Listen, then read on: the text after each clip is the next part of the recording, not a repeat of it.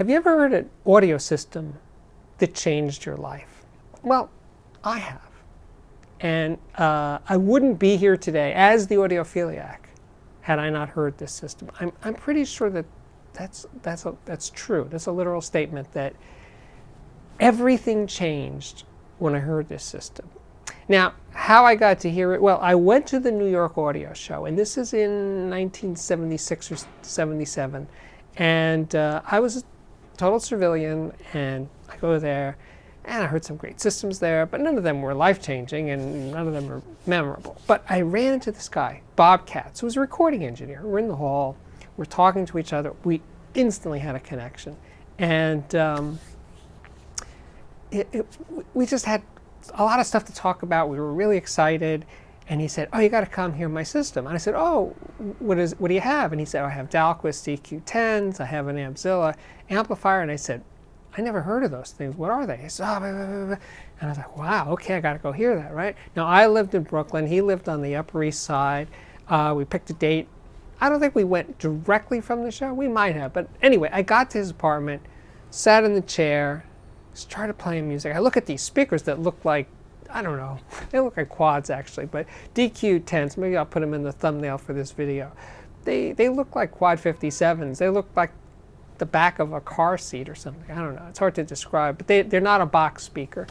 And I'm listening to these speakers and I was like, whoa, this is unlike anything I'd ever heard before. I didn't know that audio could sound like this, that it could sound this real, that it could sound so, it could have stereo imaging, it just had this breakthrough, like breaking through the reality barrier that was unimaginable by me at that point. Up to that point, it was just literally life transforming, because it said, oh, this is actually possible for an audio system to sound this good. Now, of course, this good is always a relative term, relative to what I had ever heard before I heard Bob Katz's system in his living room there. So we became friends, and he would play me stuff he was working on as a recording engineer, and we just had a lot of really great experiences. And he was sort of a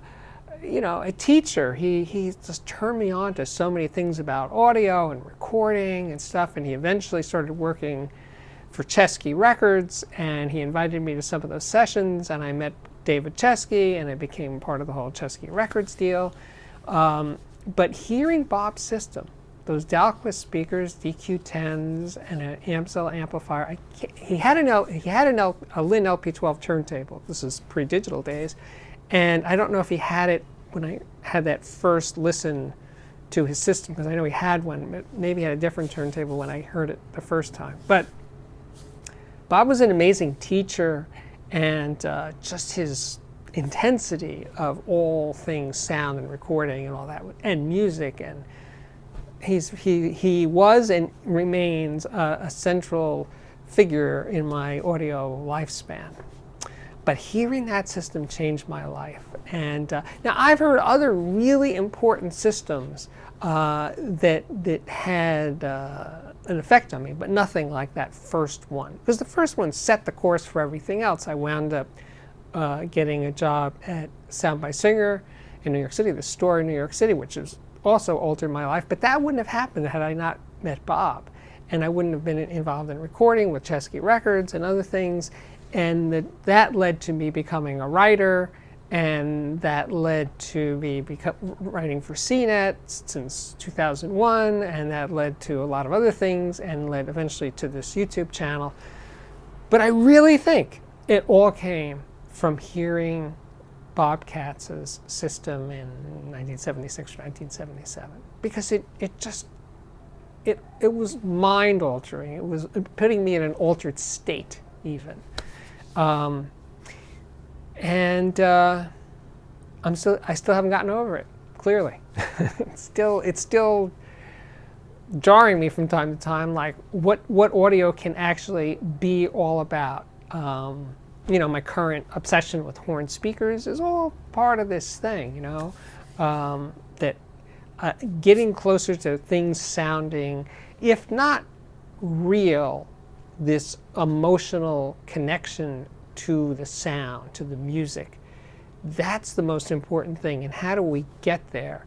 It's not just, as you might have noticed, it's not just through better, more accurate recordings and or better, more accurate gear. I don't think that in and of itself is the portal through which we will go through, and then suddenly things will sound more realistic, the music will be more alive, the connection to the artist will be more intense.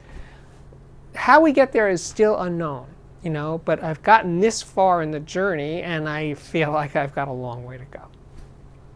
So, if you've had a similar experience of hearing something in a system, at a show, at a friend's house, at a store, that transformed you and really altered the course of your life, it's a tall order, share it in the comments section below. And I would be forever grateful for that. Anyway, my name is Steve Guttenberg. This is the Audiophiliac Daily Show. And it really, literally comes up daily, 7 days a week. If you like it, please subscribe to this YouTube channel. Check out the playlists. Do all that social media stuff. And I'll see you again real soon. Thanks for watching.